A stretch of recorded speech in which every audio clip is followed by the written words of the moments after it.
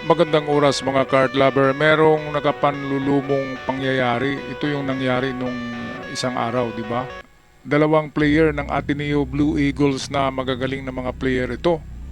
At mataas ang tsansa na sisikat pa ang mga ito.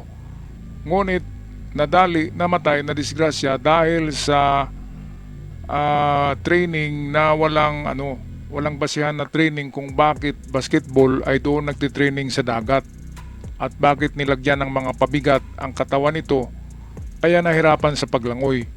Kaya yan tuloy baka napulikat dahil nga 20 kilograms daw yung tinali sa mga paa.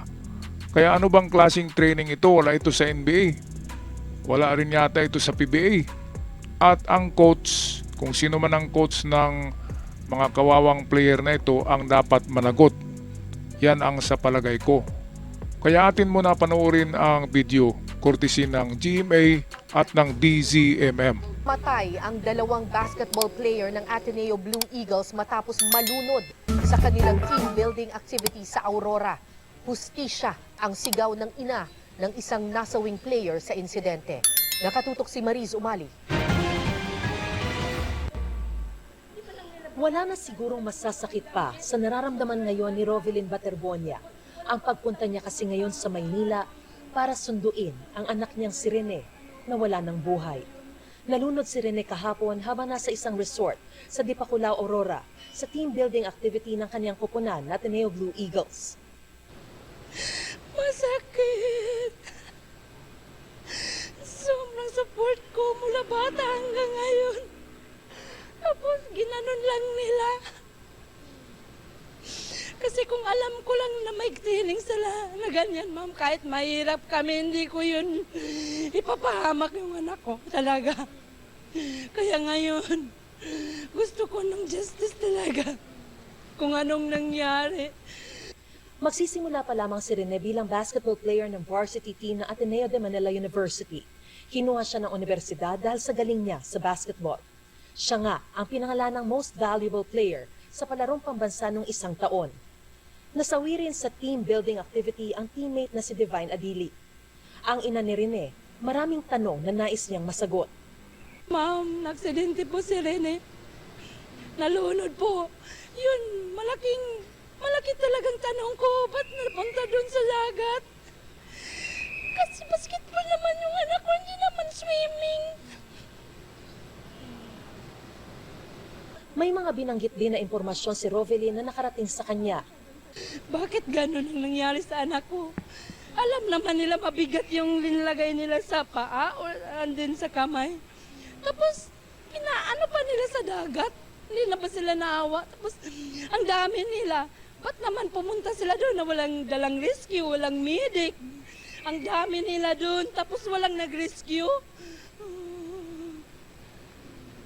Ba't nila pinapalangoy na yung anak ko na may 20 kilos yung nabigat?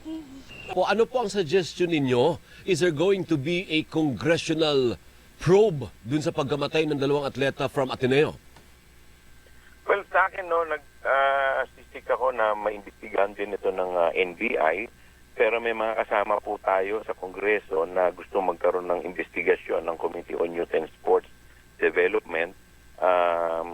Dahil alam po ninyo, tama yung kanina sinasabi ninyo, ito yung mga bagay na dapat na iiwasan eh. Diba?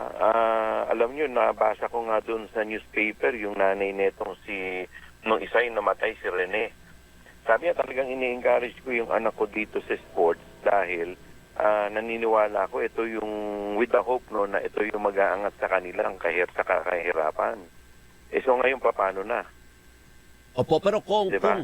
kung sinasabi po ng pulis na walang foul play, bakit sa palagay ninyo or bakit ninyo pinupush na imbestigahan pa rin ng NBI?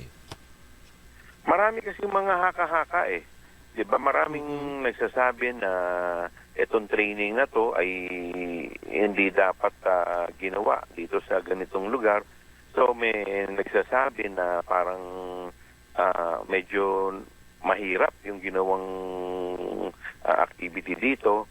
So para at least, ito hindi lang naman to para sa magkaroon ng closure, no? Para at least, in fairness din sa eskwelahan, baka mamaya nadadrag din yung kanilang pangalan, lalong-lalo na prominente yung eskwelahan na to, nadadrag din yung kanilang pangalan. Kung talagang wala naman at talagang walang foul play naman talagang nangyari, at least maano rin sila, ma-absuelto rin dito sa ganitong klaseng mga haka-haka. Opo, ngayon nakita nyo po sa social media, marami na po mga abogado ang umientra sa eksena, partner. May mga nag-aalok na ng serbisyo. Tama-tama si ni Joel, abogado ito eh.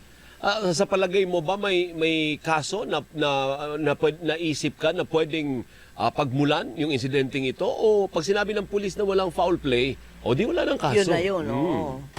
Kaya huwag muna nating sabihin kasi unfair din naman sa eskwelahan. Baka mamaya wala naman talaga eh.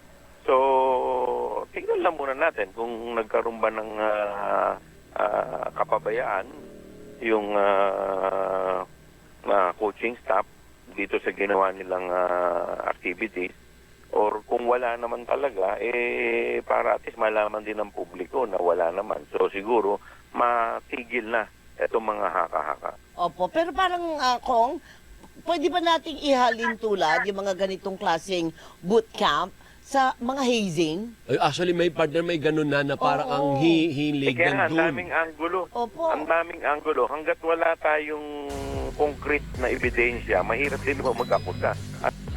Okay, so talaga naman sigurong walang foul play, pero ang ikinamatay niyan ay ang disenyo ng training. Ang ikinamatay niyan dahil sa utos ng coach na ganito, suotin nyo itong mga pabigat sa paa para lalo kayong bibilis sa laro nyo at maglakad-lakad kayo doon sa malayo. Ngayon kung ganon, dapat mayroong nakasunod na speedboat o bangka na kaya nakasunod sa kanila na medics na parang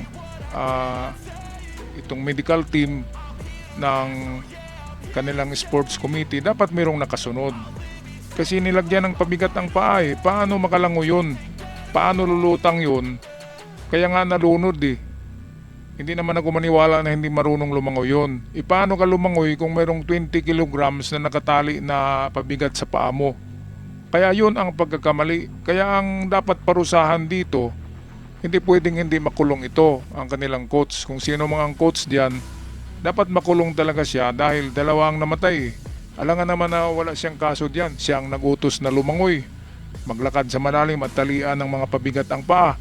Ano bang klaseng ano yan? Kahit nga sila Lebron, sumikat sila Lebron eh. Sino bang mga malakas ngayon sa NBA? Pero walang ganong training na nasa dagat na lagyan ng tali na pabigat ang mga paa. Alright, anong masasabi nyo dito mga ka-art lover? Paki-comment sa ating comment section. Hanggang sa muli, paalam at huwag kalimutang mag-subscribe. Maraming salamat.